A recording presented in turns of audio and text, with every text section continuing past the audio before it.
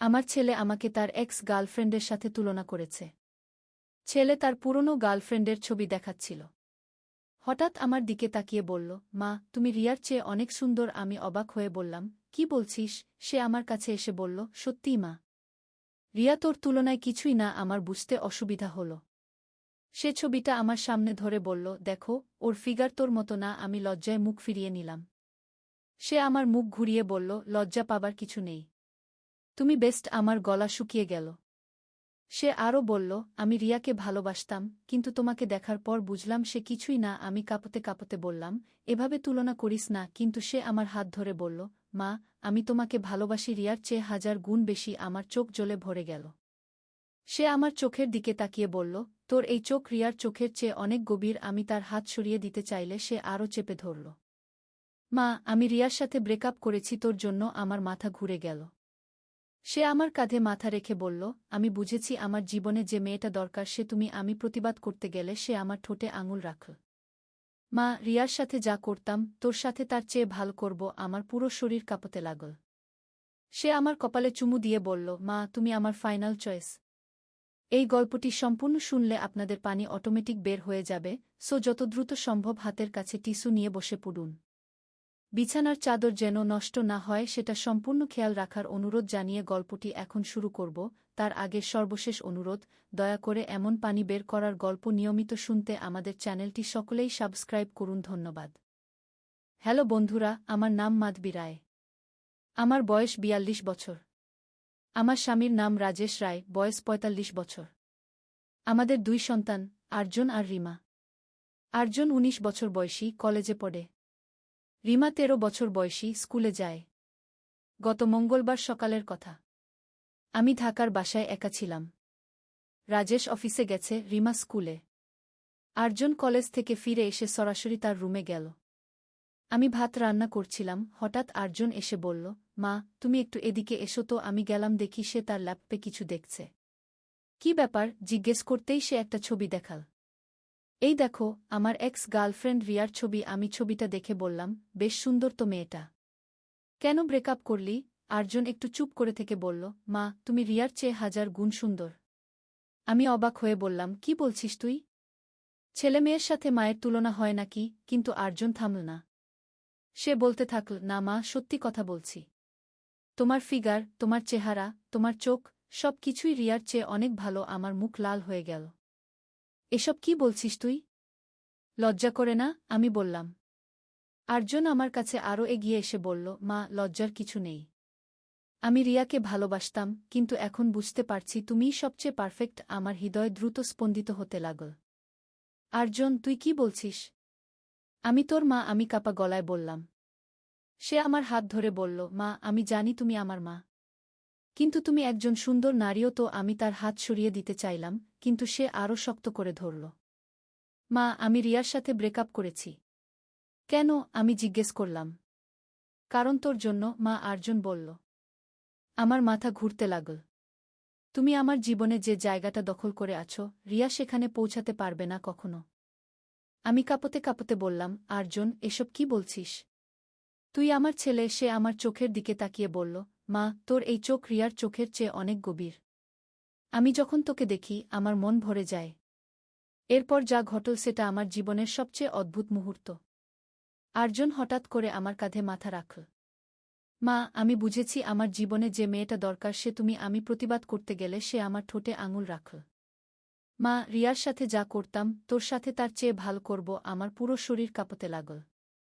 সে আমার কপালে চুমু দিয়ে বলল, মা, তুমি আমার ফাইনাল চয়েস। আমি তাকে ধাক্কা দিয়ে সরিয়ে দিলাম। তুই পাগল হয়ে গেছিস নাকি? আমি রেগে গিয়ে বললাম। কিন্তু আর্জুন হাসতে হাসতে বলল, মা, রাগ করো না। আমি শুধু একটা এক্সপেরিমেন্ট করছিলাম। আমি অবাক হয়ে বললাম, কী রকম এক্সপেরিমেন্ট? সে বলল, মা, আমি একটা রিসার্চ প্রজেক্ট করছি। বিষয় হল কি মা ও ছেলের মধ্যে মানসিক দূরত্ব। আমি দেখতে চাইছিলাম তুমি কি রিয়াকশন দেবে যদি আমি এমন কথা বলি। আমি মাথায় হাত দিয়ে বসে পড়লাম। তুই এত বড় পাগল? আমার তো হার্ট অ্যাটাক হওয়ার জোগাড় হয়েছিল। আর্জুন দুঃখিত হয়ে বলল, সরি মা, আমি জানতাম না তুমি এত টেনশন নেবে। কিন্তু গল্প এখানেই শেষ নয়। পরের দিন সকালে আর্জুন আবার আমার কাছে এল। মা, কাল রাতে আমার একটা অদ্ভুত স্বপ্ন হয়েছে। আমি জিজ্ঞেস করলাম, কি স্বপ্ন? সে বলল, আমি স্বপ্নে দেখলাম যে আমাদের বাড়িতে একটা গুপ্তধন আছে। গুপ্তধন? আমি হেসে বললাম। আর্জন, তুই কি সব বলছিস? সে গম্ভীর হয়ে বলল, না মা, সত্যি। স্বপ্নে দেখলাম আমাদের বাড়ির মেঝের নিচে একটা লুকানো চেম্বার আছে। সেখানে অনেক সোনারূপা আর পুরনো মুদ্রা রাখা আছে। আমি ভাবলাম ছেলেটা আবার কি পাগলামি করছে। কিন্তু আর্জন বলতে লাগল, মা, আমি একটা মেটাল ডিটেক্টর কিনেছি। চল আমরা বাড়ি খুঁজে দেখি। আমি বললাম, এসব বাজে কাজের সময় নষ্ট করিস না। কিন্তু সে জেদ করতে লাগল। মা, প্লিজ, শুধু একবার ট্রাই করে দেখি না। আমি অগত্যা রাজি হলাম। আর্জন তার মেটাল ডিটেক্টর নিয়ে পুরো বাড়ি স্ক্যান করতে লাগল। প্রথমে কিছু পেল না। কিন্তু হঠাৎ করে আমাদের রান্নাঘরের এক কোণে যন্ত্রটা বিপ বিপ করে উঠল। আর্জন উত্তেজিত হয়ে বলল, মা, এখানে কিছু একটা আছে। আমি অবাক হয়ে বললাম, সত্যি? সে বলল, হ্যাঁ, এই ফ্লোর টাইলসের নিচে। আমরা সেই টাইলস তুলে দেখলাম যে সত্যিই নিচে একটা ছোট গর্ত আছে। আর্জন টর্চলাইট জ্বালিয়ে দেখল। মা, এখানে একটা ছোট বাক্স আছে। সে বাক্সটা বের করে আনল। এটা পুরনো কাঠের তৈরি, অনেক ভারী। আমরা বাক্সটা খুলে দেখলাম এর ভেতরে সত্যিই কিছু পুরনো সোনার অলংকার, রৌপ্যমুদ্রা আর কিছু কাগজপত্র আছে। আর্জন চিৎকার করে বলল, মা, আমরা ধনী হয়ে গেলাম। আমার চোখ ছানাবড়া হয়ে গেল। কাগজগুলো দেখে বুঝলাম এগুলো আমার শ্বশুরমশাইয়ের আমলের। উনি এই বাড়ি তৈরি করার সময় এই গুপ্তধন লুকিয়ে রেখেছিলেন। আর্জন বলল, মা, আমার স্বপ্ন সত্যি হয়েছে। আমি বললাম, কিন্তু কিভাবে তুই এটা জানতে পারলি? আর্জন রহস্যজনকভাবে হাসল। মা, আসলে আমি তোমাকে সত্যি কথা বলিনি। আমার কোনো স্বপ্ন হয়নি। আমি অবাক হয়ে বললাম, তাহলে? সে বলল, আমি গত সপ্তাহে দাদাজির, রাজেশের বাবা, পুরনো ডায়েরি পেয়েছি। সেখানে এই গুপ্তধনের কথা লেখা ছিল। কিন্তু তুই কেন আমাকে স্বপ্নের কথা বললি? আমি জিজ্ঞেস করলাম। আর্জন বলল, কারণ আমি জানতাম তুমি ডায়েরির কথা শুনলে বিশ্বাস করবে না, কিন্তু স্বপ্নের কথা শুনে কৌতূহলী হবে। আমি তার বুদ্ধিমত্তায় মুগ্ধ হয়ে গেলাম। তুই সত্যিই খুব চালাক, আমি বললাম। এরপর আমরা গুপ্তধনের সব জিনিস গুনে দেখলাম। প্রায় ৫ লাখ টাকার মতো সম্পদ ছিল। সন্ধেবেলা রাজেশ অফিস থেকে এসে এই খবর শুনে অবাক হয়ে গেলেন। এ কি? বাবা তো কখনো এসবের কথা বলেননি। তিনি ডায়েরিটা পড়ে দেখলেন। হ্যাঁ, এটা বাবার হাতের লেখা। রিমা স্কুল থেকে ফিরে এসে সবকিছু জেনে খুব খুশি হল। মা, এখন আমরা নতুন গহনা কিনব? রিমা জিজ্ঞেস করল। আমি হেসে বললাম, হ্যাঁ, কিনব। রাজেশ বললেন, কিন্তু এই টাকা আমরা আর্জনের পড়াশোনায় খরচ করব। সে এখন কলেজে পড়ছে। আর্জন বলল, বাবা, আমি চাই এই টাকা দিয়ে আমাদের বাড়িটা আরেকটু বড় করি। মায়ের জন্য একটা সুন্দর বাগান করি। আমার মন খুশি হয়ে গেল। তুই সত্যিই ভালো ছেলে, আমি তাকে বললাম। কিন্তু গল্প এখানেই শেষ নয়। পরের সপ্তাহে আর্জন আরেকটা চমক দিল। সে বলল, মা, আমি ডায়েরিতে আরও কিছু লেখা দেখেছি। দাদাজি লিখেছেন যে এই বাড়িতে আরও 2টা গুপ্তধন আছে। আমি অবাক হয়ে বললাম, সত্যি? সে ডায়েরিটা দেখিয়ে বলল, হ্যাঁ, দেখো। এখানে লেখা আছে, দ্বিতীয় গুপ্তধন পুকুরের পাড়ে পুরনো আমগাছের নিচে। তৃতীয় গুপ্তধন ঘরের ছাদে পানির ট্যাঙ্কের পেছনে ঘি। আমরা সবাই মিলে পরের দিন খোঁজা শুরু করলাম। প্রথমে পুকুরের পাড়ের আমগাছের নিচে খুঁড়লাম। প্রায় 3 ফুট খুঁড়ে আমরা আরেকটা বাক্স পেলাম। এতে ছিল আরও কিছু সোনার মুদ্রা আর পুরনো দলিল। তারপর ছাদে গিয়ে পানির ট্যাঙ্কের পেছনে খুঁজলাম। সেখানেও একটা প্লাস্টিকের বাক্স পেলাম। এতে ছিল কিছু হীরার গহনা আর একটা চিঠি। চিঠিতে দাদাজি লিখেছিলেন যে এই সম্পদ তিনি তার নাতিনাতনীদের জন্য রেখে যাচ্ছেন। আর্জন চিঠিটা পড়ে চোখে পানি এনে ফেল। দাদাজি আমাদের কত ভালোবাসতেন। আমিও কেঁদে ফেললাম। হ্যাঁ, উনি সত্যিই খুব ভালো মানুষ ছিলেন। এভাবে আমরা মোট 3টা গুপ্তধন পেয়ে প্রায় 15 লাখ টাকার মালিক হয়ে গেলাম। রাজেশ বললেন, এই টাকা দিয়ে আমরা একটা ছোট ব্যবসা শুরু করব। আর্জন পড়াশোনা শেষ করে আমাদের সাহায্য করবে। কিন্তু আর্জন আরেকটা বড় সারপ্রাইজ দিল। সে বলল, মা, আমি ডায়েরিতে আরেকটা অদ্ভুত জিনিস দেখেছি। আমি জিজ্ঞেস করলাম, কি? সে বলল, দাদাজি লিখেছেন যে আমাদের পাশের বাড়িতেও একটা গুপ্তধন আছে। পাশের বাড়িতে? রাজেশ অবাক হয়ে বললেন। আর্জন ডায়েরি দেখিয়ে বলল, হ্যাঁ, এখানে লেখা আছে যে দাদাজি একবার পাশের বাড়ির মালিক করিমুদ্দিন চাচার সাথে একসাথে একটা বড় ব্যবসা করেছিলেন। সেই ব্যবসার লাভের টাকা তারা দুজনেই নিজ নিজ বাড়িতে লুকিয়ে রেখেছিলেন। আমি বললাম, কিন্তু করিমুদ্দিন চাচা তো অনেক বছর আগেই মারা গেছেন। তার ছেলেরাও এই বাড়ি বিক্রি করে অন্যত্র চলে গেছে। আর্জুন বলল, হ্যাঁ, কিন্তু তারা নিশ্চয়ই জানে না যে বাড়িতে গুপ্তধন আছে। এখন নতুন সমস্যা। আমরা কিভাবে অন্যের বাড়িতে গুপ্তধন খুঁজব? রাজেশ বললেন, এটা তো অবৈধ হবে। কিন্তু আর্জুন বলল, না বাবা, ডায়েরিতে লেখা আছে যে দাদাজি আর করিম চাচা একসাথে এই টাকা জমিয়েছিলেন। তাই এটা আমাদেরও অধিকার। আমরা সবাই মিলে ভাবলাম কি করা যায়। শেষে রাজেশ বললেন, আমি করিম চাচার বড় ছেলে রশিদের সাথে কথা বলব। তাকে পুরো ব্যাপারটা জানাব। পরের দিন রাজেশ রশিদকে ফোন করে সবকিছু জানালেন। রশিদ প্রথমে বিশ্বাস করল না, কিন্তু ডায়েরির ফটো দেখানোর পর সে রাজি হয়ে গেল। সে বলল, চাচা, আপনারা যদি সত্যিই কিছু পান তাহলে আমরা অর্ধেক অর্ধেক ভাগ করে নেব। আমরা সবাই মিলে পাশের বাড়িতে গেলাম। সেই বাড়িটা এখন খালি পড়ে আছে। ডায়েরি অনুযায়ী গুপ্তধনটা ছিল বারান্দার নিচে। আর্জুন মেটাল ডিটেক্টর দিয়ে স্ক্যান করল। সত্যিই বারান্দার এক কোণে যন্ত্রটা সিগন্যাল দিল।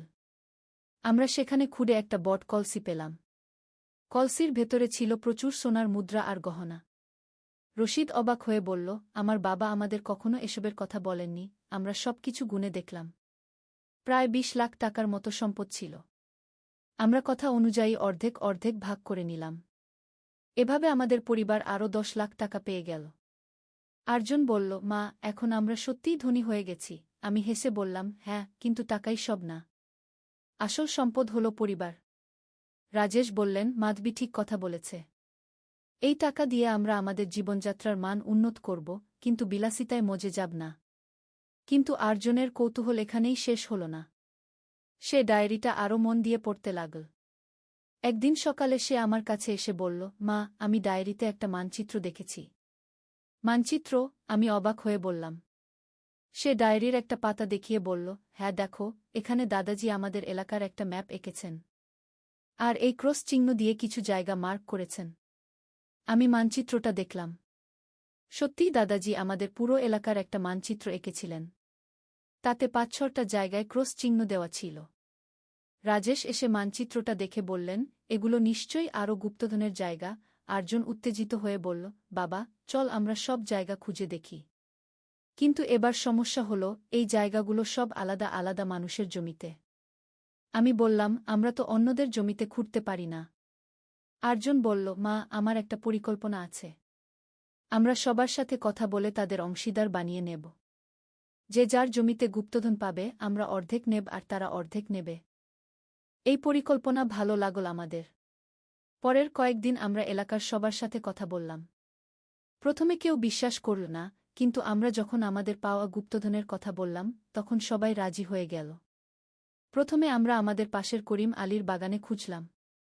সেখানে একটা বড় পুরনো জামগাছের নিচে সত্যিই একটা গুপ্তধন পেলাম। এতে ছিল প্রায় 8 লাখ টাকার সোনারূপা। করিম আলী খুশিতে কেঁদে ফেলল। আল্লাহর রহমতে আমিও ধনী হয়ে গেলাম। সে কথা অনুযায়ী 4 লাখ টাকা আমাদের দিয়ে দিল। এরপর আমরা মসজিদের ইমাম সাহেবের বাড়ির পেছনের জমিতে খুঁজলাম। সেখানেও পেলাম প্রায় 6 লাখ টাকার সম্পদ। ইমাম সাহেব বললেন, এই টাকা দিয়ে আমি মসজিদের সম্প্রসারণ করব। এভাবে একটার পর একটা জায়গায় আমরা গুপ্তধন পেতে লাগলাম। মানচিত্রে মোট 6টা জায়গা মার্ক ছিল। সব মিলিয়ে আমরা প্রায় 50 লাখ টাকার সম্পদ পেলাম। আর আমাদের ভাগে এল 25 লাখ টাকা। কিন্তু সবচেয়ে বড় ঘটনা ঘটল শেষ জায়গাটায়। এটা ছিল আমাদের স্কুলের মাঠের এক কোণে। স্কুলের হেডমাস্টার সাহেব প্রথমে রাজি হলেন না, কিন্তু পরে যখন আমরা বললাম যে পাওয়া টাকা স্কুলের উন্নতিতে খরচ করা হবে, তখন তিনি রাজি হলেন। সেখানে আমরা যা পেলাম সেটা ছিল সবচেয়ে বড় আবিষ্কার। একটা বড় কলসিতে ছিল প্রচুর সোনার মুদ্রা, হীরার গহনা আর সবচেয়ে গুরুত্বপূর্ণ একটা চিঠি।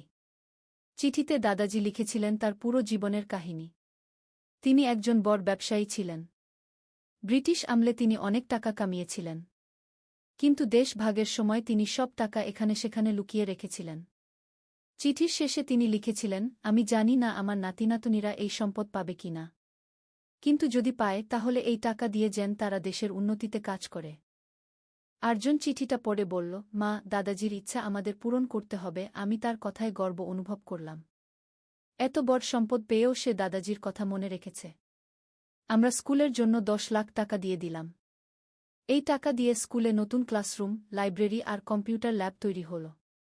হেডমাস্টার সাহেব খুব খুশি হয়ে আমাদের পরিবারের নামে একটা ফলক লাগিয়ে দিলেন। এরপর আমরা এলাকায় একটা বিনামূল্যে চিকিৎসা কেন্দ্র খুললাম। দরিদ্র মানুষরা যেন বিনামূল্যে চিকিৎসা পায়। আরজন বলল, মা, এভাবে আমরা দাদাজির স্বপ্ন পূরণ করতে পারছি। কিন্তু এই গল্পের আরও একটা মোড় বাকি ছিল। একদিন আরজনের কলেজের এক বন্ধু আমাদের বাড়িতে এল। তার নাম সালমান। সে আরজনকে বলল, দোস্ত, তুই কিভাবে এত টাকার মালিক হলি? আরজন পুরো ঘটনা বলল। সালমান শুনে বলল, তোর দাদাজি নিশ্চয়ই একজন বিশেষ মানুষ ছিলেন। কিন্তু আমার সন্দেহ হয় যে এই গুপ্তধনের পেছনে আরও কোনো রহস্য আছে। আমি জিজ্ঞেস করলাম, কী রকম রহস্য? সালমান বলল, আন্টি, আরজনের দাদাজি যে এত বুদ্ধিমান ছিলেন, তিনি নিশ্চয়ই আরও কোনো ক্লু রেখেছেন। হয়তো আরও বড় কোনো গুপ্তধন আছে। আরজন ডায়েরিটা আবার হাতে নিয়ে পাতা উল্টাতে লাগল। হঠাৎ করে একটা পাতার কোণে ছোট করে কিছু লেখা দেখতে পেল। মা, এখানে কি যেন লেখা আছে? আমরা ম্যাগনিফাইং গ্লাস দিয়ে দেখলাম। সেখানে লেখা ছিল, সবচেয়ে বড় গুপ্তধন লুকানো আছে সেই জায়গায় যেখানে সূর্য প্রথম কিরণ পড়ে এবং শেষ কিরণ পড়ে। এটা কি বোঝায়? রাজেশ জিজ্ঞেস করলেন। আরজন চিন্তা করে বলল, বাবা, আমি মনে করি দাদাজি আমাদের বাড়ির ছাদের কথা বলেছেন। কারণ ছাদেই সকালে প্রথম রোদ আসে আর সন্ধ্যায় শেষ রোদ যায়। আমরা সবাই ছাদে গেলাম। আরজন তার মেটাল ডিটেক্টর দিয়ে পুরো ছাদ স্ক্যান করল। হঠাৎ করে পানির ট্যাঙ্কের ঠিক মাঝখানে যন্ত্রটা জোরে বিপ করে উঠল।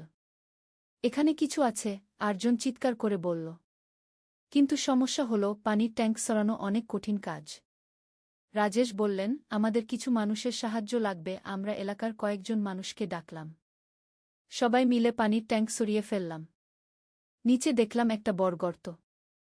গর্তের মধ্যে একটা বিশাল ট্রাঙ্ক পাতা ছিল। ট্রাঙ্কটা এত ভারী যে সেটা উপরে তুলতে 10 জন মানুষ লেগেছিল। ট্রাঙ্কটা খুলতেই আমাদের সবার চোখ ছানাবড়া হয়ে গেল। এর ভেতরে ছিল অগণিত সোনার বার, হীরার গহনা, পুরনো মুদ্রা আর একগাদা কাগজপত্র। কাগজপত্র দেখে বুঝলাম দাদাজি কত বড় ব্যবসায়ী ছিলেন। তিনি ভারত, পাকিস্তান, আফগানিস্তান পর্যন্ত ব্যবসা করতেন। এই ট্রাঙ্কের মূল্য ছিল প্রায় 1 করোড় টাকা। আরজন অভিভূত হয়ে বলল, মা, আমরা তো কোটিপতি হয়ে গেলাম। কিন্তু আমি বললাম, ছেলে, মনে রাখিস, টাকা মানুষকে খুশি করতে পারে কিন্তু ভালো মানুষ বানাতে পারে না। রাজেশ বললেন, মাধবী ঠিক কথা বলেছে। আমাদের এই সম্পদ দিয়ে সমাজের কল্যাণ করতে হবে। এই বিশাল সম্পদ পাওয়ার পর আমরা আরও বড় পরিকল্পনা করলাম।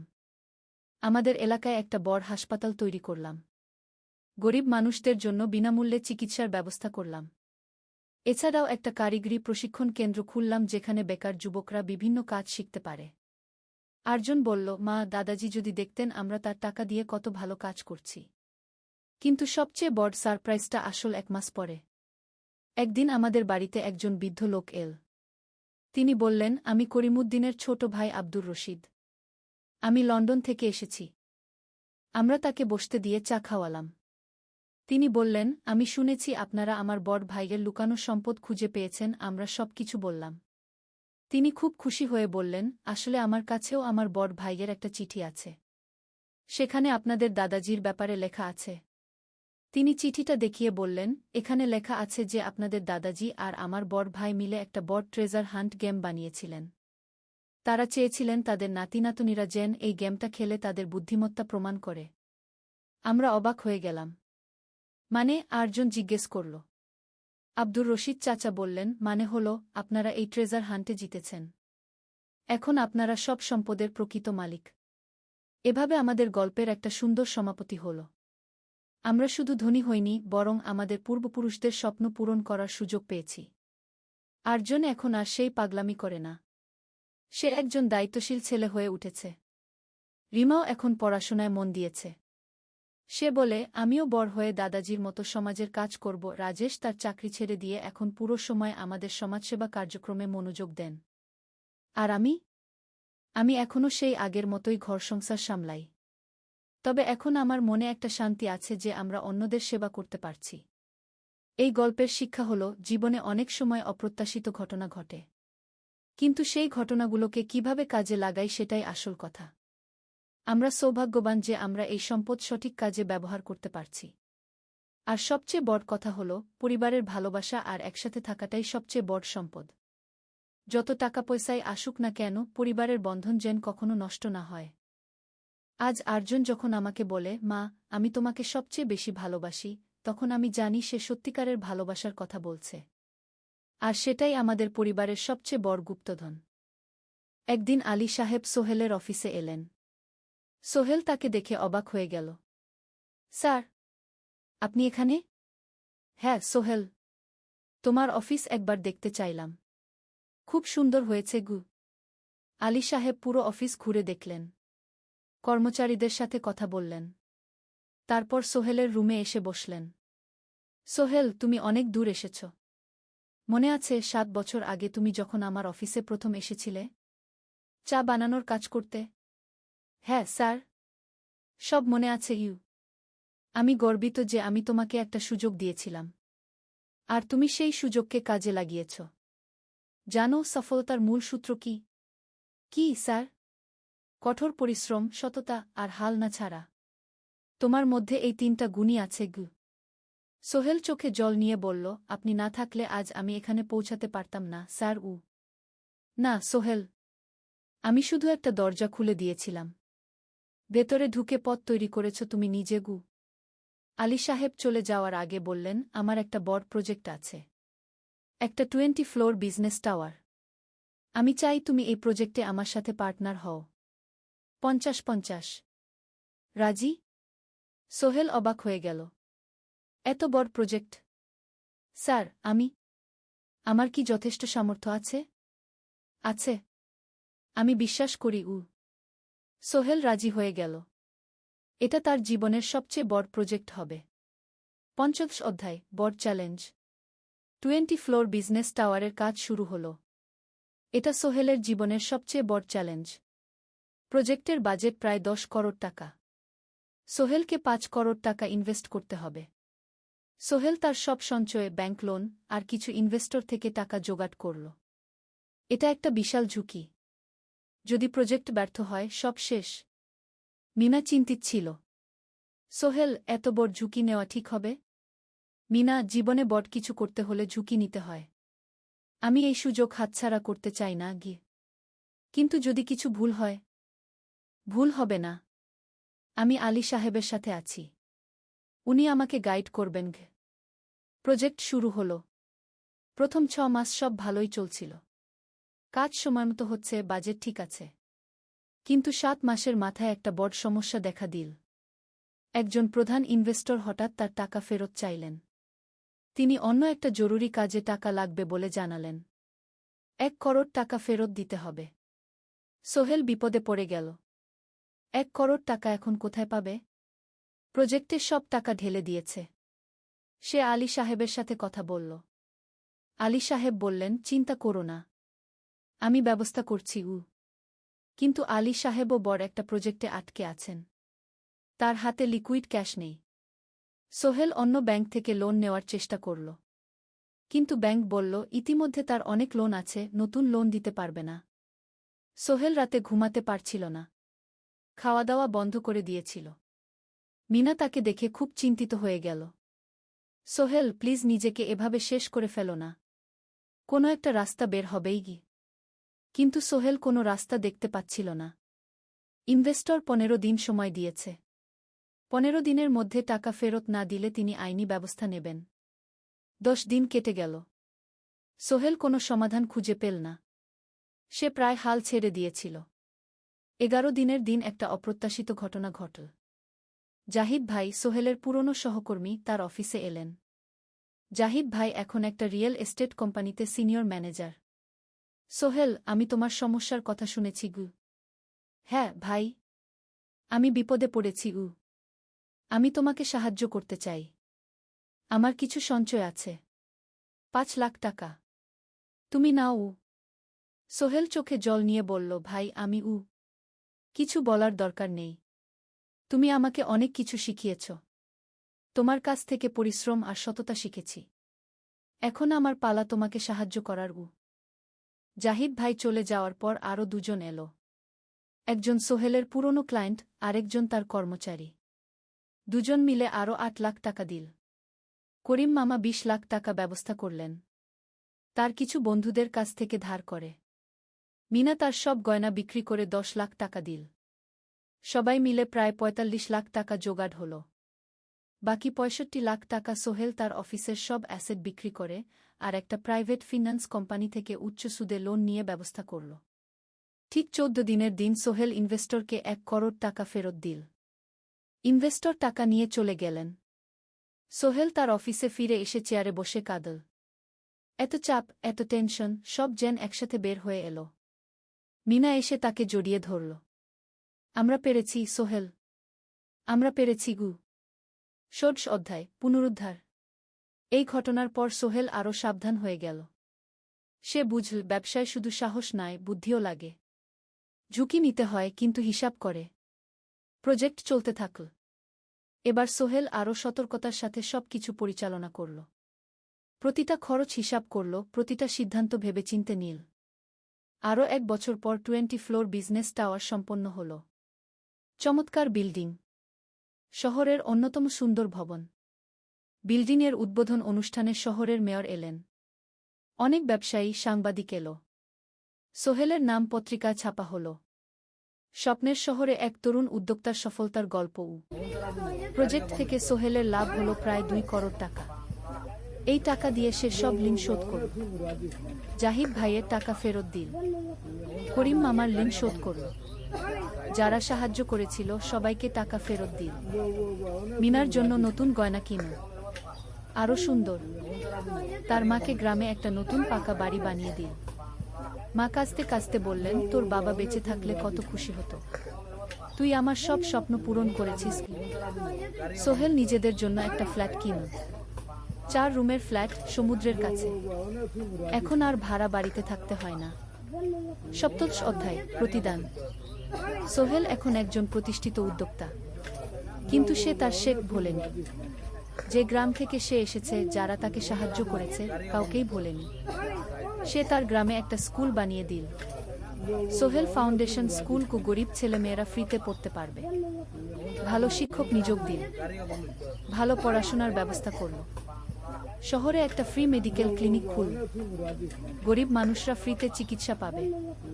প্রতি বছর 10 জন মেধাবী কিন্তু গরিব ছাত্রছাত্রীকে স্কলারশিপ দেওয়া শুরু করল। তারা বিনামূল্যে পড়াশোনা করতে পারবে। একদিন একটা টিভি চ্যানেল সোহেলের ইন্টারভিউ নিতে এলো। আপনার সফলতার গোপন সূত্র কি? সোহেল একটু ভেবে বলল, কঠোর পরিশ্রম, সততা আর হাল না ছাড়া। এই 3টা জিনিস যদি কারো মধ্যে থাকে, সে যে কোনো কিছু অর্জন করতে পারে। আর সবচেয়ে বড় কথা, যারা আমাকে সাহায্য করেছে তাদের ছাড়া আমি কিছুই না। একা কেউ সফল হতে পারে না। আপনার পরবর্তী স্বপ্ন কি? আমি চাই আরও মানুষকে সাহায্য করতে। আমার মতো যারা গ্রাম থেকে শহরে আসে, তাদের জন্য একটা ট্রেনিং সেন্টার খুলব। তারা সেখানে বিভিন্ন স্কিল শিখতে পারবে, চাকরি পাবে, নিজের পায়ে দাঁড়াতে পারবে। অষ্টাদশ অধ্যায়, নতুন প্রজন্ম। আরও 5 বছর কেটে গেল। সোহেল এখন 45 বছরের। তার মেয়ে সারা এখন 9 বছরের। স্কুলে ক্লাস 4-এ পড়ে। খুব মেধাবী মেয়ে। একদিন সারা বাবাকে জিজ্ঞেস করলো, বাবা, তুমি কিভাবে এত বড় হলে? আমার বন্ধুরা বলে তুমি একজন সফল মানুষ গো। সোহেল তাকে কোলে নিয়ে বসল। বাবা, তুমি জানো তোমার দাদু ছিলেন একজন স্কুল শিক্ষক, খুব সৎ মানুষ। কিন্তু আমরা গরিব ছিলাম। আমি রিক্সা চালাতাম গো। রিক্সা? সত্যি? হ্যাঁ। তারপর আমি এই শহরে এলাম। অনেক কষ্ট করেছি, কিন্তু হাল ছাড়িনি। মানুষ আমাকে সাহায্য করেছে, আর আমি কঠোর পরিশ্রম করেছি। বাবা, আমিও কি তোমার মতো হতে পারবো? অবশ্যই পারবে বাবা। তবে মনে রেখো, সফলতা মানে শুধু টাকা পয়সা না। সফলতা মানে ভালো মানুষ হওয়া, অন্যদের সাহায্য করা, সৎ থাকা গু। সারা মাথা নাড়ল। আমি ভালো মানুষ হব বাবাবু। সোহেল তার মেয়েকে জড়িয়ে ধরল। মনে মনে ভাবল, তার জীবনের সব কষ্ট সার্থক হয়েছে। মিনা রান্নাঘর থেকে ডাকল, খাবার তৈরি। এসো উ। সোহেল সারাকে নিয়ে ডাইনিং টেবিলে গেল। ঋতু এসেছে। সে এখন বিয়ে করেছে, তার একটা ছেলে হয়েছে। সোহেলের মা মাঝে মাঝে চট্টগ্রামে বেড়াতে আসেন। আজও এসেছেন। সবাই মিলে খেতে বসল। হাসি গল্পে ভরা পরিবার। সোহেল তাকাল তার মায়ের দিকে, মিনার দিকে, সারার দিকে, ঋতুর দিকে। মনে হলো জীবনে আর কি চাই। খাওয়া শেষে সবাই বসে রইল, গল্প করছিল। হঠাৎ সোহেলের ফোন বাজে। অফিস থেকে একটা জরুরি বিষয়। সোহেল ফোন রেখে দিয়ে মিনাকে বলল, একটা নতুন প্রজেক্টের প্রস্তাব এসেছে। একটা এতিমখানা বানানোর কাজ। সরকারি প্রজেক্ট। তুমি নেবে? অবশ্যই। এটা আমার স্বপ্নের প্রজেক্ট। যেসব বাচ্চাদের বাবা মা নেই তাদের জন্য একটা সুন্দর জায়গা। মিনা হাসল। তুমি কখনো বদলাও না, এখনো অন্যদের কথা ভাবো। এটাই তো জীবন মিনা। শুধু নিজের জন্য বাঁচলে কি হবে? 49 অধ্যায়, উত্তরাধিকার। 10 বছর আরও কেটে গেল। সোহেল এখন 55 বছরের। তার চুলে পাক ধরেছে, কিন্তু শক্তি এখনো আগের মতোই। সারা এখন 19 বছরের। সে বিশ্ববিদ্যালয়ে ইঞ্জিনিয়ারিং পড়ছে। সে চায় বাবার মতো কনস্ট্রাকশন ইন্ডাস্ট্রিতে কাজ করতে। একদিন সারা বাবাকে বলল, বাবা, আমি তোমার কোম্পানিতে কাজ করতে চাই। এখনো তো তোর পড়াশোনা বাকি। জানি, কিন্তু আমি এখন থেকেই শিখতে চাই। ছুটির দিনে তোমার সাথে সাইটে যেতে চাই, দেখতে চাই কিভাবে কাজ হয়। সোহেল খুশি হয়ে গেল। তার মেয়ে তার পথ অনুসরণ করতে চায়। ঠিক আছে, কিন্তু শর্ত হলো তোকে সবকিছু নিজ থেকে শিখতে হবে। কোনো স্পেশাল ট্রিটমেন্ট পাবি না। আমি তো তাই চাই বাবা। সারা তার বাবার সাথে কাজ শিখতে শুরু করলো। সে দেখল কিভাবে শ্রমিকরা কাজ করে, কিভাবে ম্যাটেরিয়াল বাছাই করতে হয়, কিভাবে একটা প্রজেক্ট ম্যানেজ করতে হয়। সোহেল তাকে কোনো সহজ পথ দিল না। সারাকেও সবার মতো কষ্ট করতে হলো। সাইটে রোদে দাঁড়িয়ে থাকতে হলো, শ্রমিকদের সাথে কথা বলতে হলো, কিন্তু সারা হাল ছাড়ল না। সে তার বাবার মেয়ে, পরিশ্রম করতে জানে। 3 বছর পর সারা গ্রাজুয়েট হলো। সে সোহেলের কোম্পানিতে জুনিয়র প্রজেক্ট ম্যানেজার হিসেবে যোগ দিল। সোহেল ধীরে ধীরে সারাকে বড় দায়িত্ব দিতে শুরু করল। সারা তার বাবার মতোই সৎ, পরিশ্রমী। 20 অধ্যায়, সমাপ্তি নয়, নতুন শুরু। আরও 5 বছর পর সোহেল এখন 60 বছরের। সে সিদ্ধান্ত নিল, এবার অবসর নেওয়ার সময় এসেছে। কোম্পানির দায়িত্ব সারাকে দেবে। একটা অনুষ্ঠান করা হলো। সোহেল আনুষ্ঠানিকভাবে কোম্পানির চেয়ারম্যান পদ থেকে অবসর নিল। সারা হলো নতুন ম্যানেজিং ডিরেক্টর। সোহেল তার বক্তব্যে বলল, আমি যখন এই শহরে এসেছিলাম আমার পকেটে ছিল মাত্র 5,000 টাকা, একটা ছোট্ট ব্যাগ আর অনেক স্বপ্ন। আজ 40 বছর পর আমি পেছনে ফিরে তাকাই, দেখি একটা দীর্ঘ পথ। সেই পথে অনেক কষ্ট ছিল, অনেক বাধা ছিল, কিন্তু ছিল অনেক ভালোবাসাও, অনেক মানুষের সাহায্যও। আমি বিশ্বাস করি সফলতা একা আসে না, এটা আসে অনেক মানুষের সমর্থন, ভালোবাসা আর বিশ্বাস নিয়ে। আমি যা কিছু অর্জন করেছি তা আমার একার না, এটা আমার পরিবারের, আমার কর্মচারীদের, আমার বন্ধুদের, সবার। আজ আমি আমার মেয়ে সারার হাতে এই দায়িত্ব তুলে দিচ্ছি। আমি জানি সে আমার চেয়ে ভালো করবে, কারণ সে শিখেছে আমার ভুল থেকে, আমার অভিজ্ঞতা থেকে। অনুষ্ঠান শেষ হলো, সবাই চলে গেল। সোহেল আর মিনা অফিসে একা দাঁড়িয়ে রইল। মিনা, মনে আছে আমরা প্রথম কখন দেখা হয়েছিলাম? হ্যাঁ, তোমার সেই ছোট্ট মুদি দোকানে। তুমি বিস্কুট কিনতে এসেছিলে। কে ভেবেছিল সেই দিন থেকে আমাদের এই পর্যস্বপ্নের শহর। প্রথম অধ্যায়, যাত্রা শুরু। সকাল 7টা বেজে গেছে। ঢাকার কমলাপুর রেল স্টেশনে মানুষের ভিড়। চারদিকে চা বিস্কুট বিক্রেতাদের চিৎকার, ট্রেনের হর্ন আর যাত্রীদের কোলাহল। এই বিশাল ভিড়ের মধ্যে একটা ছোট্ট ব্যাগ হাতে দাঁড়িয়ে আছে সোহেল। বয়স মাত্র 22। গায়ের রং শ্যামলা, চোখে স্বপ্নের ঝিলিক। ভাইজা, চট্টগ্রামের টিকিট আছে? সোহেল টিকিট কাউন্টারের সামনে দাঁড়িয়ে জিজ্ঞেস করল। আছে। 3 টাকা। কাউন্টারের লোকটা উত্তর দিল। সোহেল তার পকেট থেকে টাকা বের করল। মোট 5,000 টাকা। এই টাকা সে জমিয়েছে গত 3 বছরে রিক্সা চালিয়ে।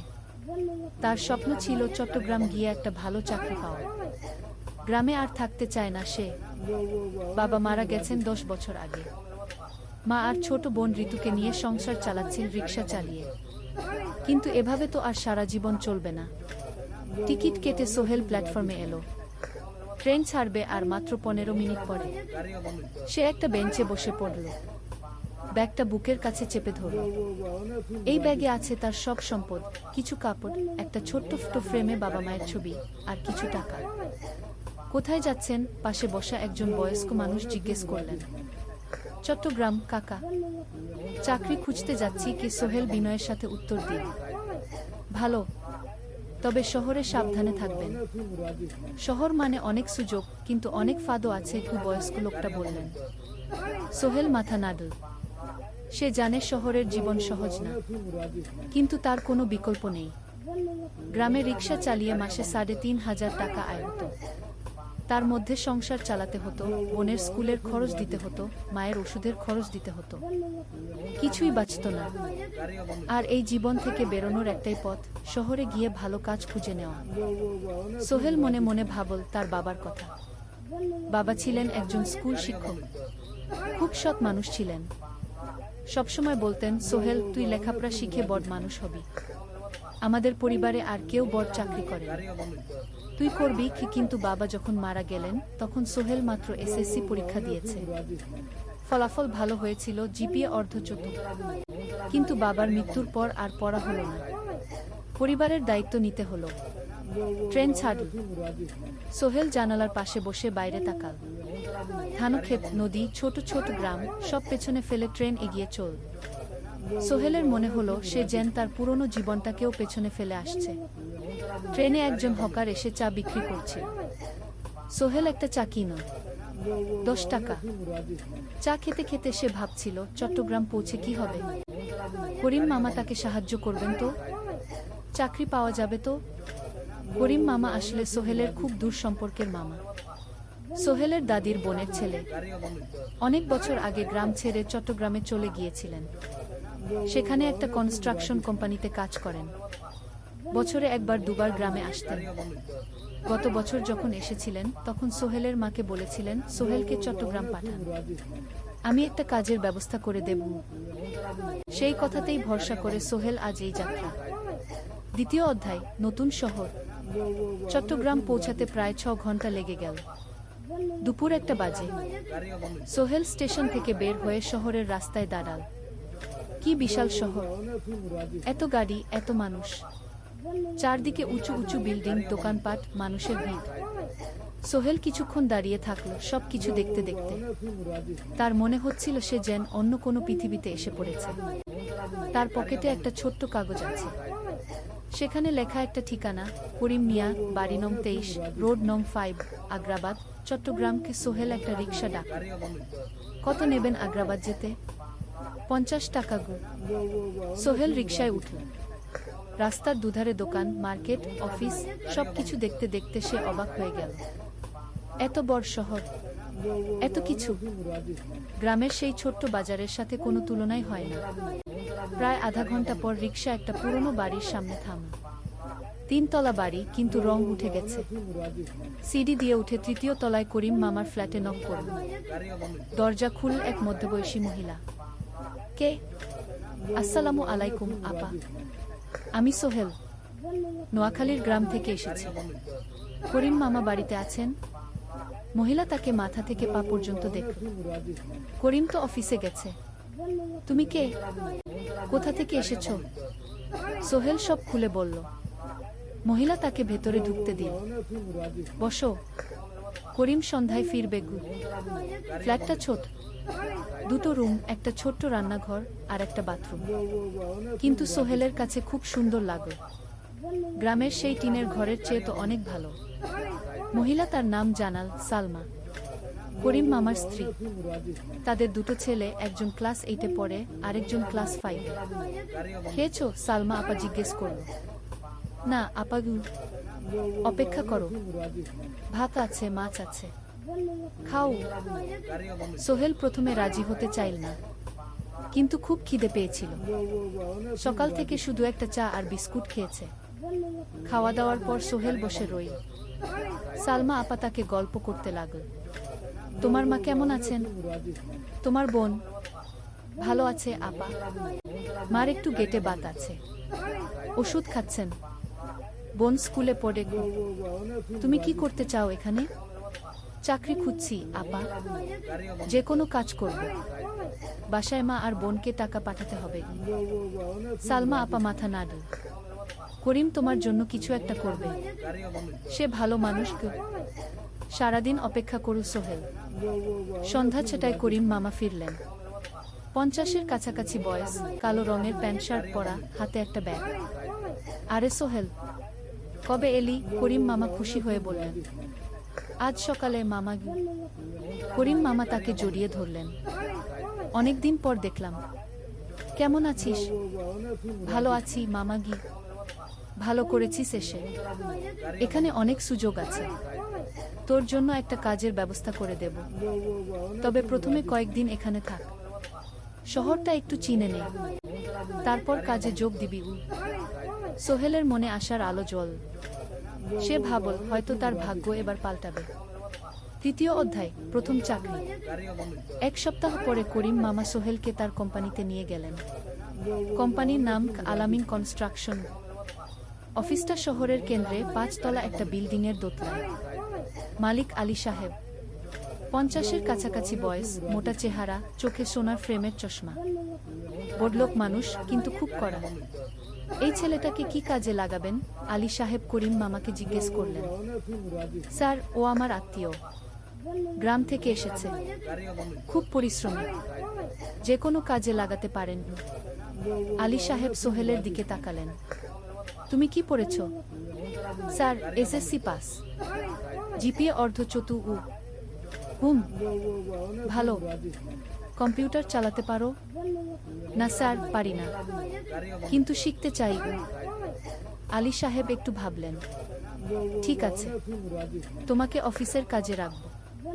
ফাইল গুছানো, চা বানানো, কাগজপত্র নিয়ে যাওয়া, না এসো। মাসে 5,000 টাকা। রাজি আছো? জি স্যার। সোহেল খুশি হয়ে গেল। 5,000 টাকা। রিক্সা চালিয়ে 3,500 পেত। এখানে 5,000। কাজ শুরু হলো পরদিন থেকে। সকাল 8টায় অফিসে যেতে হয়, ফিরতে হয় সন্ধ্যা 7টায়। প্রথম দিন সোহেল ঘুম থেকে উঠল ভোর 5টায়। তৈরি হয়ে 7:30টায় অফিসের উদ্দেশ্যে বের হলো। করিম মামার বাড়ি থেকে অফিস প্রায় 5 কিলোমিটার। বাসে যেতে হয়। অফিসে পৌঁছে সোহেল দেখল সেই প্রথম আলী সাহেব এখনো আসেননি। অফিস খোলা ছিল না। আর 10 মিনিট পর একজন লোক এসে অফিস খুলল। তুমি নতুন? জি। আমি সোহেল। আমি জাহিদ, অ্যাসিস্ট্যান্ট ম্যানেজার। এসো। জাহিদ ভাই সোহেলকে সব কিছু দেখাল। অফিসে মোট 6 জন কর্মচারী। 2 জন ইঞ্জিনিয়ার, একজন অ্যাকাউন্ট্যান্ট, একজন অ্যাসিস্ট্যান্ট ম্যানেজার, জাহিদ ভাই, একজন রিসেপশনিস্ট, আর এখন সোহেল। সোহেলের কাজ শুরু হলো চা বানানো দিয়ে। তারপর অফিস পরিষ্কার করা, ফাইল গুছানো, কাগজপত্র এক জায়গা থেকে আরেক জায়গায় নিয়ে যাওয়া। কাজ কঠিন না, কিন্তু সারাদিন দৌড়ঝাঁপ করতে হয়। দুপুরে খাবারের জন্য আধা ঘন্টা বিরতি। সোহেল একটা ছোট হোটেলে গিয়ে ভাতরাল তরকারি খেল। 50 টাকা। সন্ধ্যায় অফিস বন্ধ হলো। সোহেল ক্লান্ত হয়ে বাসায় ফিরল। কেমন লাগলো প্রথম দিন? করিম মামা জিজ্ঞেস করলেন। ভালো মামা, অনেক কিছু শিখলাম। প্রথম মাসের শেষে সোহেল বেতন পেল 5,000 টাকা। সে 3,000 টাকা মাকে পাঠান। মা ফোনে কাঁদতে লাগলেন। আল্লাহ তোকে ভালো রাখুক সোহেল। সোহেলের চোখেও জল এলো। তার মনে হলো সে একটা বড় কাজ করতে পেরেছে। চতুর্থ অধ্যায়, শহরের জীবন।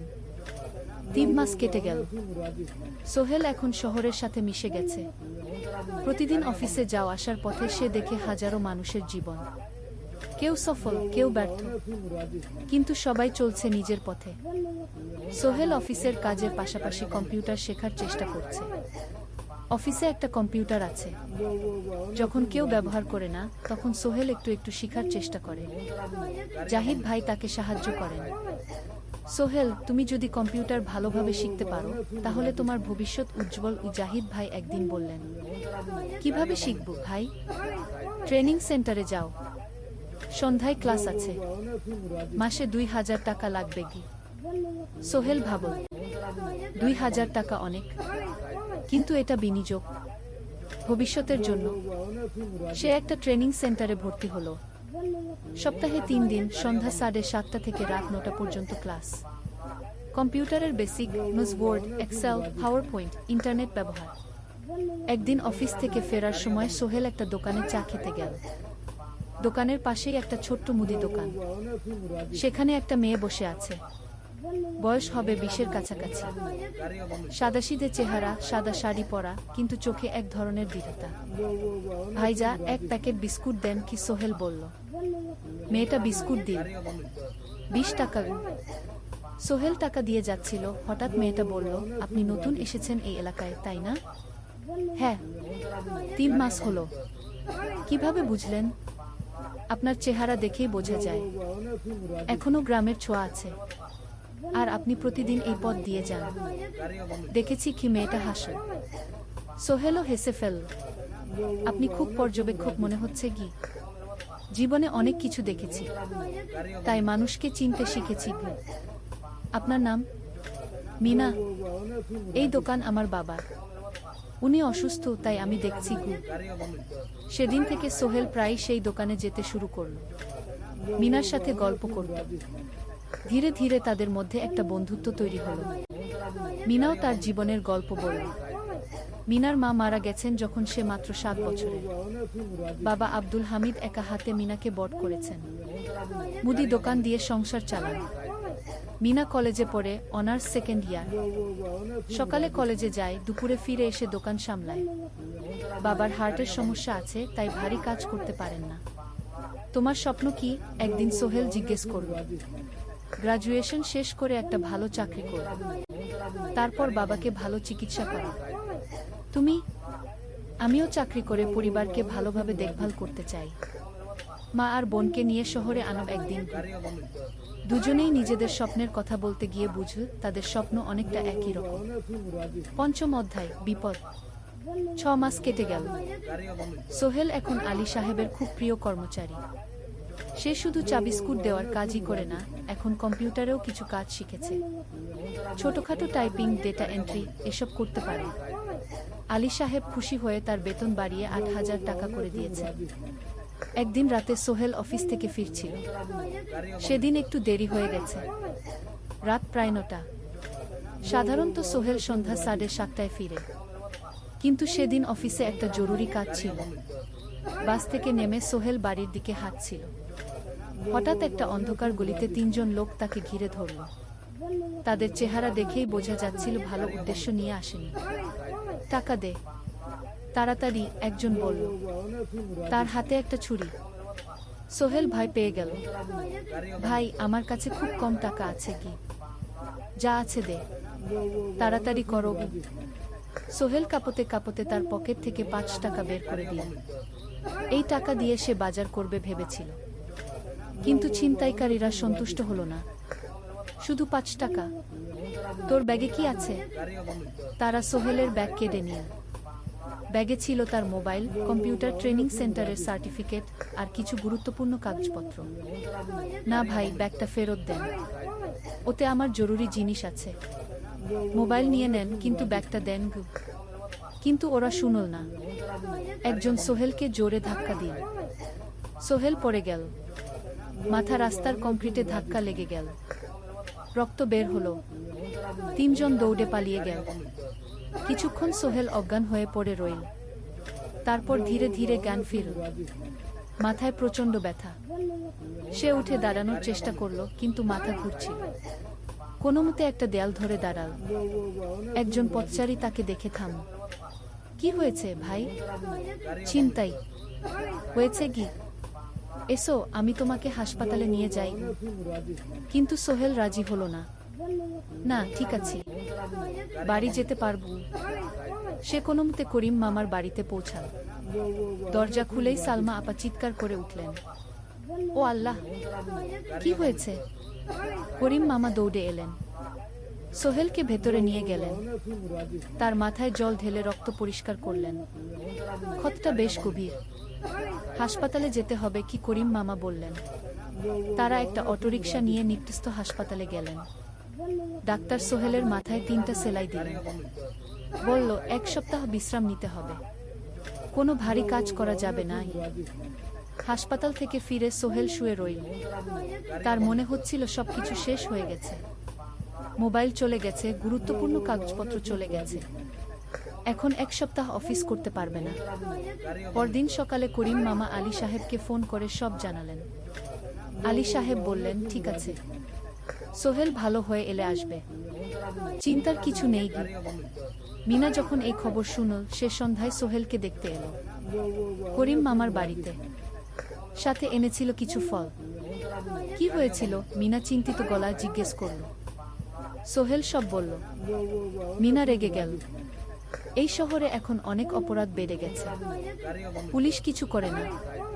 তুমি পুলিশে রিপোর্ট করেছ? না, লাভ নেই, তবুও করা উচিত।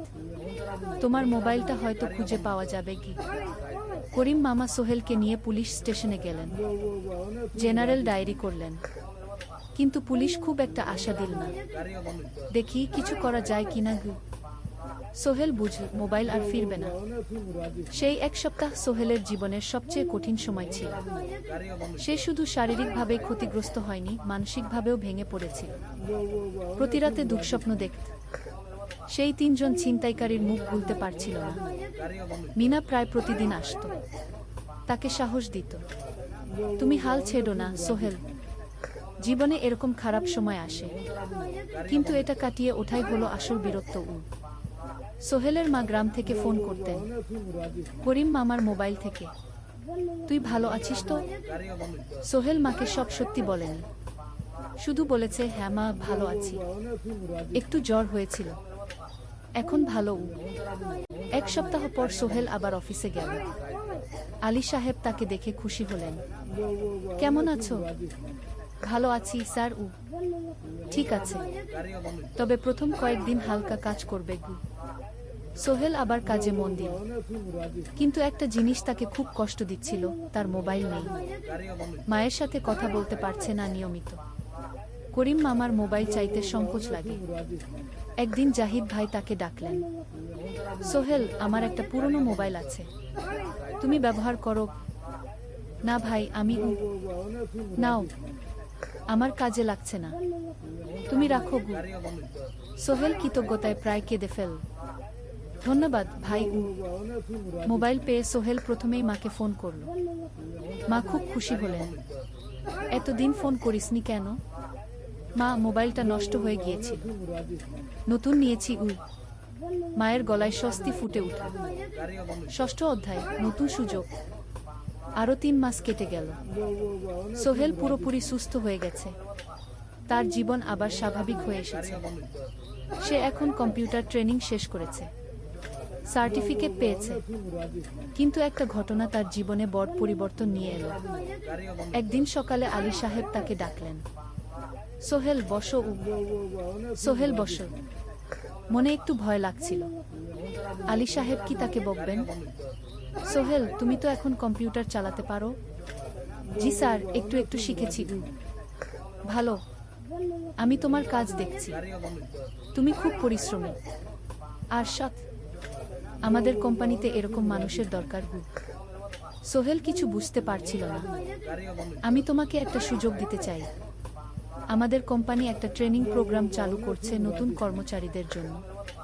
6 মাসের কোর্স, কম্পিউটার, অ্যাকাউন্টিং, ভবন নির্মাণের হিসাব নিকাশ, প্রজেক্ট ম্যানেজমেন্ট, সব শিখবে।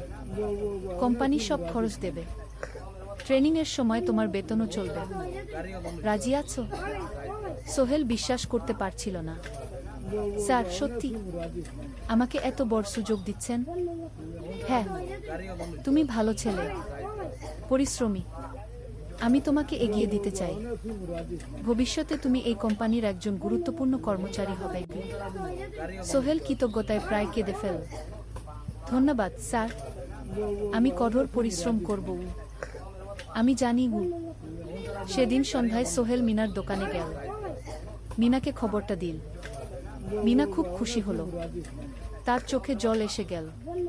তুমি পারবে সোহেল, আমি জানি। সোহেল তার মা আর বোনকেও ফোন করে খবরটা দিল। মা কাঁদতে লাগলেন। তোর বাবা বেঁচে থাকলে কত খুশি হতো।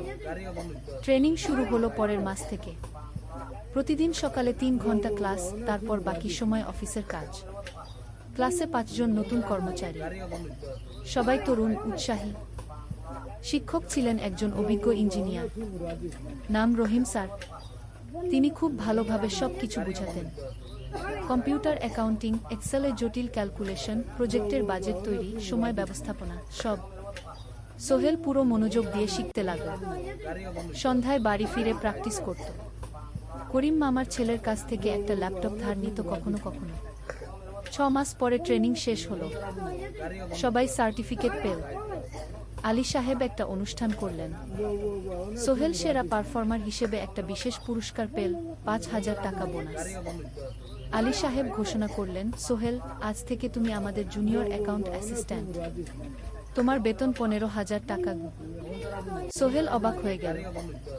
8,000 থেকে 15,000, প্রায় দ্বিগুণ। সেদিন রাতে সোহেল ঘুমাতেই পারল না। খুশিতে, উত্তেজনায় তার চোখে ঘুম নেই। সে ভাবল তার জীবন কিভাবে বদলে যাচ্ছে। 2 বছর আগে যে রিক্সা চালাত, আজ সে একটা নামকরা কোম্পানির অ্যাকাউন্ট অ্যাসিস্ট্যান্ট। 7ম অধ্যায়, প্রেম ও প্রস্তাব। 1.5 বছর হয়ে গেল সোহেলের চট্টগ্রাম আসা। সে এখন একজন সফল যুবক। তার মা গ্রামে খুব খুশি। প্রতি মাসে সোহেল 10,000 টাকা পাঠায়। ছোট বোন ঋতু এখন কলেজে ভর্তি হয়েছে সোহেলের পাঠানো টাকায়। মায়ের চিকিৎসাও ভালোভাবে হচ্ছে। মিনার সাথে সোহেলের সম্পর্ক এখন আর শুধু বন্ধুত্ব নয়, দুজন দুজনকে ভালোবাসে। কিন্তু কেউ কাউকে সরাসরি বলার সাহস পায় না। প্রতিদিন দেখা হয়, গল্প হয়, কিন্তু সেই একটা কথা বলা হয়ে ওঠে না। একদিন শুক্রবার, ছুটির দিন। সোহেল মিনাকে বলল, আজ কি একটু ঘুরতে যাবে? কোথায়? পতেঙ্গা বিচ। তুমি কি কখনো গেছো? না, কিন্তু আমার দোকান।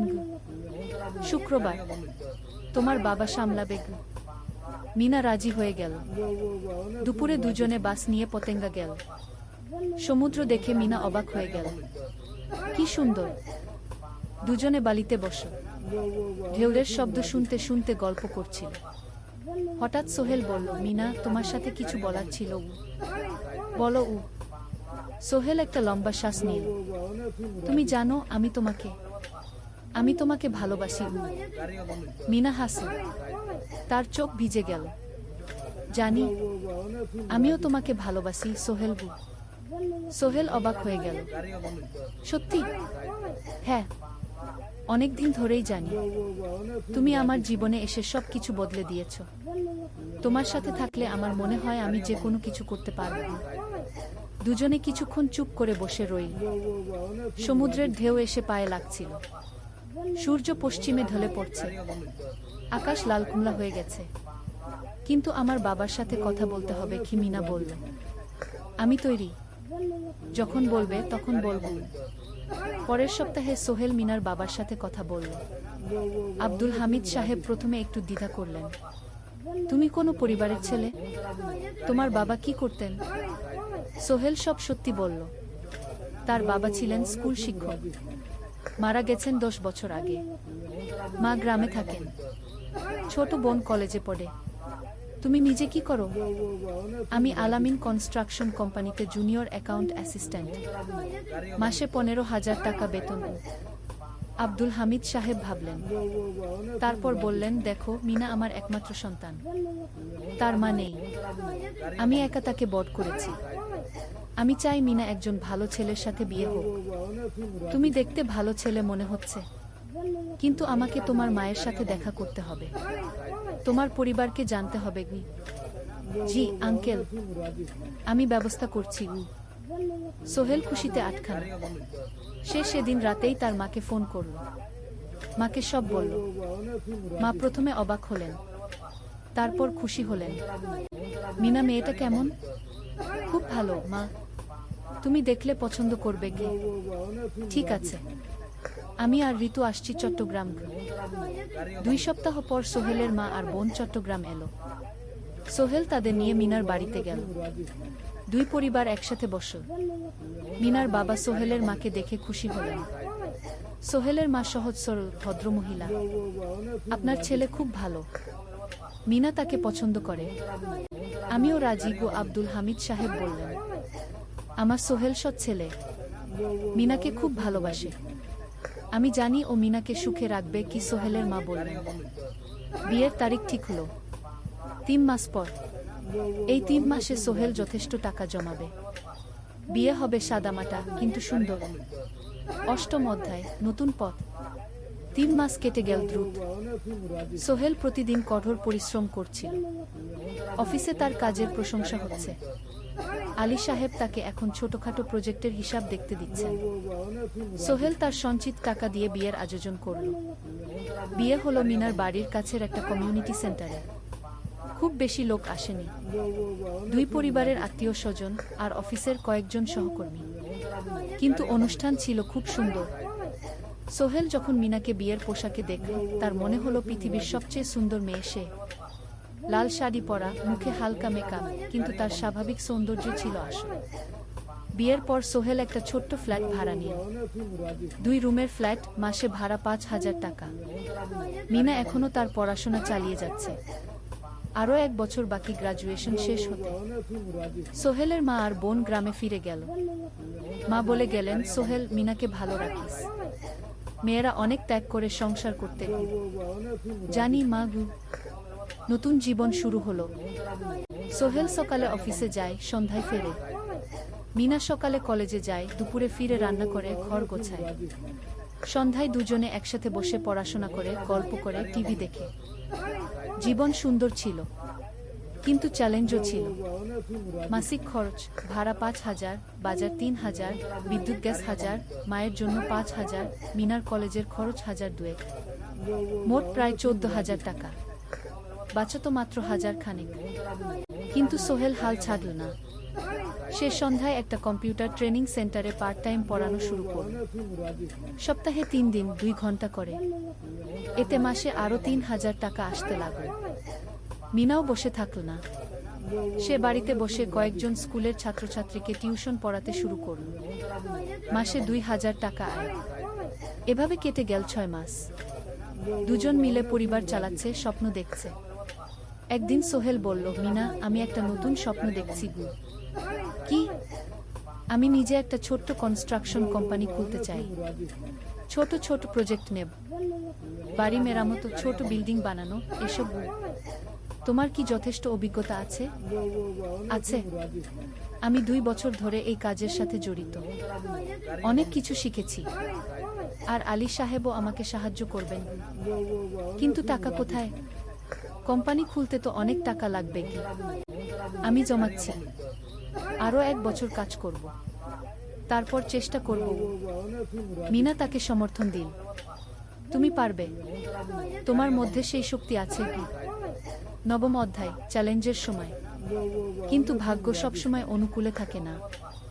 সোহেল যখন স্বপ্ন দেখছিল নিজের কোম্পানি খোলার, তখনই একটা বড় সমস্যা এলো। আলী সাহেবের কোম্পানি একটা বড় প্রজেক্ট পেয়েছিল, একটা 10 তলা বিল্ডিং বানানোর কাজ।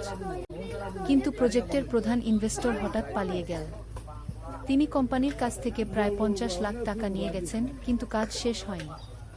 কোম্পানি বড় ক্ষতির মুখে পড়ল। আলী সাহেব অনেক কর্মচারীকে ছাঁটাই করতে বাধ্য হলেন।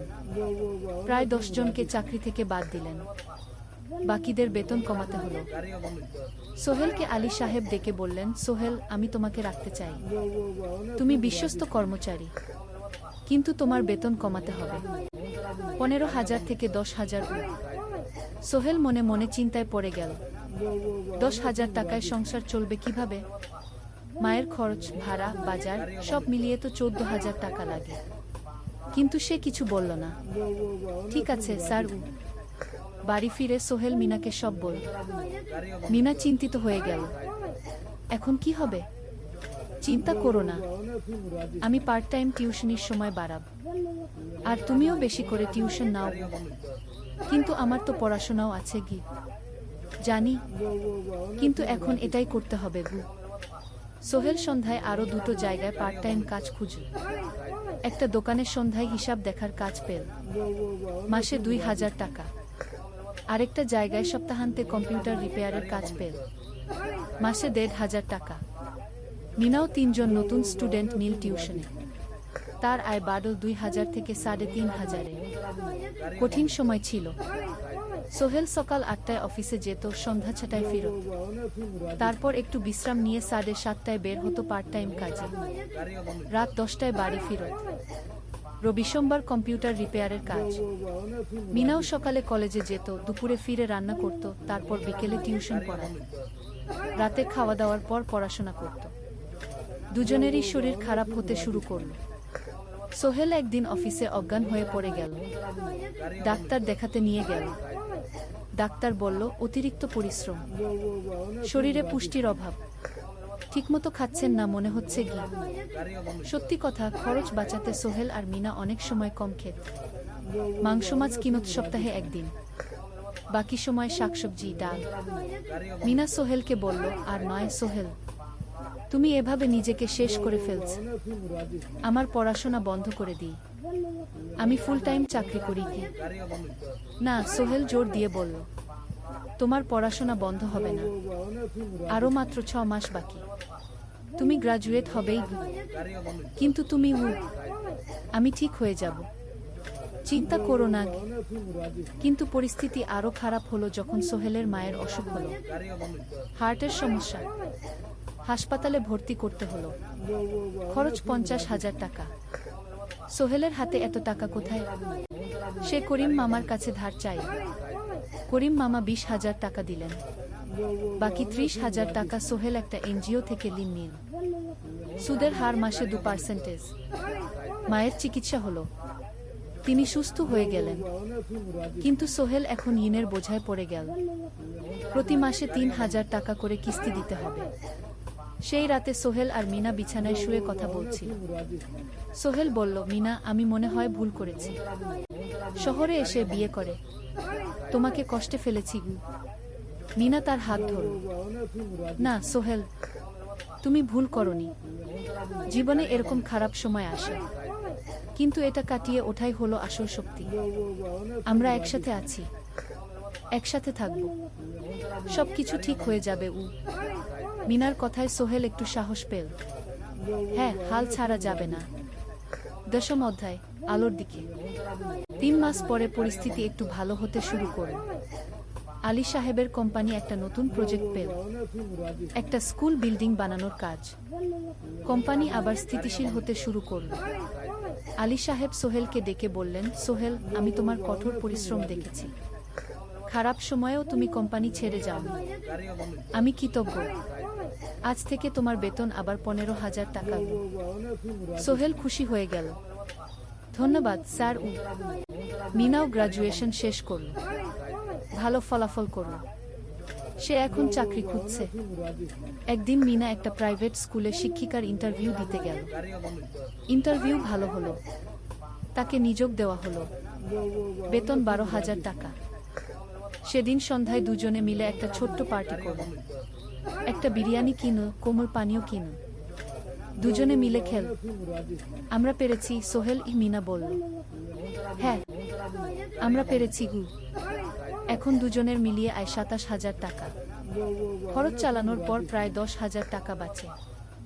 সোহেল এই টাকা দিয়ে লোন শোধ করতে শুরু করল, পার্ট টাইম কাজগুলো ছেড়ে দিল, শরীরের যত্ন নেওয়া শুরু করল।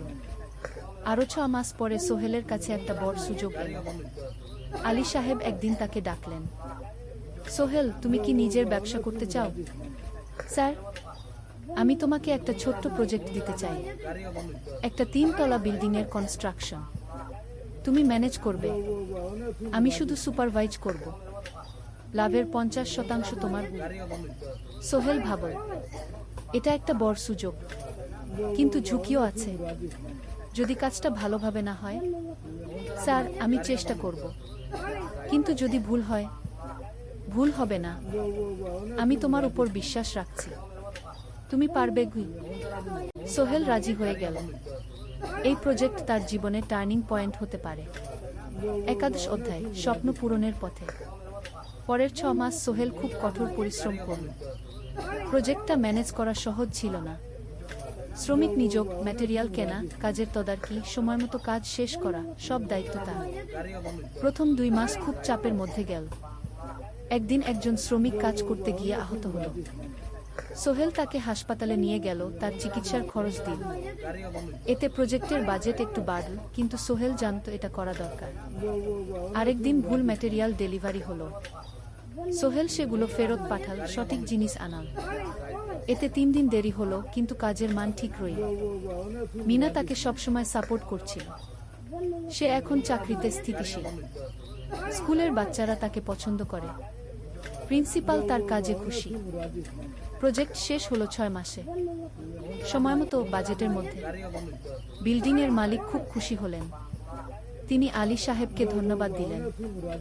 আলী সাহেব বললেন, ধন্যবাদ আমাকে না, এই ছেলেকে দিন। সোহেল পুরো প্রজেক্ট ম্যানেজ করেছে। প্রজেক্ট থেকে মোট লাভ হলো 3 লাখ টাকা। সোহেল পেল 1.5 লাখ টাকা। তার জীবনে এত টাকা এই প্রথম। সে করিম মামার ঋণ শোধ করল, এনজিওর বাকি ঋণ শোধ করল। তারপর তার মাকে 50,000 টাকা পাঠাল। মা দিয়ে গ্রামের বাড়িটা একটু মেরামত করাল, বোন ঋতুর জন্য একটা ল্যাপটপ কিনল। বাকি টাকা দিয়ে সোহেল একটা ব্যাংক অ্যাকাউন্টে জমা রাখল ভবিষ্যতের জন্য। আলী সাহেব সোহেলকে আরও 2টো প্রজেক্ট দিলেন। এবার একটু বড়। সোহেল আত্মবিশ্বাসের সাথে সেগুলোও শেষ করল। 2 বছর পরে সোহেল সিদ্ধান্ত নিল, এবার নিজের কোম্পানি খোলার সময় এসেছে। দ্বাদশ অধ্যায়, নতুন শুরু। সোহেল তার সব জমানো টাকা দিয়ে একটা ছোট্ট অফিস ভাড়া নিল। 2 রুমের অফিস। একটা রুমে কাজের জায়গা, আরেকটায় ছোট্ট মিটিং রুম। অফিসের সামনে একটা বোর্ড লাগাল, Sohel construction and development. Mina তাকে সাহায্য করছিল। সে অফিসের অ্যাকাউন্টস দেখত সন্ধ্যায় স্কুল থেকে ফিরে। দুজন মিলে একটা টিম। প্রথমে ছোট ছোট কাজ নিল, বাড়ি মেরামত, দোকান সংস্কার, ছোট বিল্ডিং কনস্ট্রাকশন। কাজের মান ভালো রাখার চেষ্টা করল, সময়মতো শেষ করল, দাম ন্যায্য রাখল। ধীরে ধীরে সোহেলের সুনাম ছড়িয়ে পড়ল। মানুষ তাকে বিশ্বাস করত। তার কাছে নতুন নতুন কাজ আসতে লাগল। প্রথম বছর খুব কষ্ট হলো, কখনো লাভ হতো, কখনো লস। কিন্তু সোহেল থেমে থাকল না। সে শিখতে লাগল ব্যবসা কিভাবে চালাতে হয়। দ্বিতীয় বছরে পরিস্থিতি ভালো হলো। সোহেল এখন 3 জন স্থায়ী কর্মচারী নিয়োগ দিল। একজন ইঞ্জিনিয়ার, একজন সুপারভাইজার, একজন অফিস সহায়ক। তৃতীয় বছরে একটা বড় প্রজেক্ট পেল, একটা স্কুল বিল্ডিং বানানোর কাজ। 5 তলা বিল্ডিং। সোহেল পুরো মনোযোগ দিয়ে কাজটা করল। শ্রমিকদের ভালো বেতন দিল, ভালো ম্যাটেরিয়াল ব্যবহার করল, সময়মতো কাজ শেষ করল। স্কুল কর্তৃপক্ষ খুব খুশি হলো। তারা সোহেলের কাজের প্রশংসা করল। এই প্রজেক্ট থেকে সোহেল প্রায় 5 লাখ টাকা লাভ করল। এই টাকা দিয়ে সে আরো ভালো একটা অফিস নিল, আরো কর্মচারী নিয়োগ দিল। এখন তার কোম্পানিতে 10 জন স্থায়ী কর্মচারী। প্রজেক্ট অনুযায়ী আরো শ্রমিক নিয়োগ দেওয়া হয়। ত্রয়োদশ অধ্যায়, পরিবার। এদিকে সোহেল আর মিনার সংসারেও খুশির খবর এলো। মিনা গর্ভবতী। 9 মাস পর তাদের একটা মেয়ে হলো। নাম রাখো সারা। সারা যখন জন্মাল, সোহেলের মা আর বোন চট্টগ্রামে এলো। মা 1 মাস থেকে গেলেন। মিনাকে সাহায্য করলেন। সোহেল এখন একটা বড় ফ্ল্যাট ভাড়া নিয়েছে। 3 রুমের ফ্ল্যাট। একটা রুমে সোহেল, মিনা, একটায় সারা, আরেকটায় অতিথি রুম। মায়ের জন্য সোহেল সিদ্ধান্ত নিল তাকে চট্টগ্রামে নিয়ে আসবে। গ্রামে একা থাকা ঠিক না। কিন্তু মা রাজি হলেন না। না বাবা, আমি গ্রামেই থাকব। এখানে আমার পরিচিত মানুষ আছে। তোর বোনকে নিয়ে যা। ও ঢাকায় পড়ছে, চট্টগ্রামে এনে ভালো কোথাও ভর্তি করিয়ে দেখি। সোহেল তাই করল। ঋতুকে চট্টগ্রাম বিশ্ববিদ্যালয়ে ভর্তি করিয়ে দিল। ঋতু এখন সোহেলের ফ্ল্যাটে থাকে, বিশ্ববিদ্যালয়ে পড়ে। সোহেলের মনে হলো তার জীবন এখন পরিপূর্ণ। স্ত্রী, মেয়ে, বোন সবাই তার কাছে। ব্যবসা ভালো চলছে। মা গ্রামে সুখে আছেন। চতুর্দশ অধ্যায়, সফলতার শিখরে। 5 বছর কেটে গেল। সোহেল এখন একজন সফল উদ্যোক্তা। তার কোম্পানি কি সোহেল কনস্ট্রাকশন অ্যান্ড ডেভেলপমেন্ট এখন চট্টগ্রামে বেশ পরিচিত। প্রায় 30 জন কর্মচারী তার অধীনে কাজ করে। সোহেল এখন শুধু ছোট প্রজেক্ট করে না, বড় বড় প্রজেক্টও করে। একটা 8 তলা বিজনেস কমপ্লেক্স বানানোর কাজ পেয়েছে। একটা হাসপাতাল বিল্ডিং বানাচ্ছে। মিনা এখনো স্কুলে পড়ায়। সে এখন ভাইস প্রিন্সিপাল। সাথে সোহেলের কোম্পানির অ্যাকাউন্টস ম্যানেজার। দুজন মিলে ব্যবসা চালায়। সারা এখন 4 বছরের। স্কুলে ভর্তি হয়েছে। খুব চালাক মেয়ে। ঋতু বিশ্ববিদ্যালয় থেকে গ্রাজুয়েট হয়ে একটা ব্যাংকে চাকরি পেয়েছে। একদিন আলী সাহেব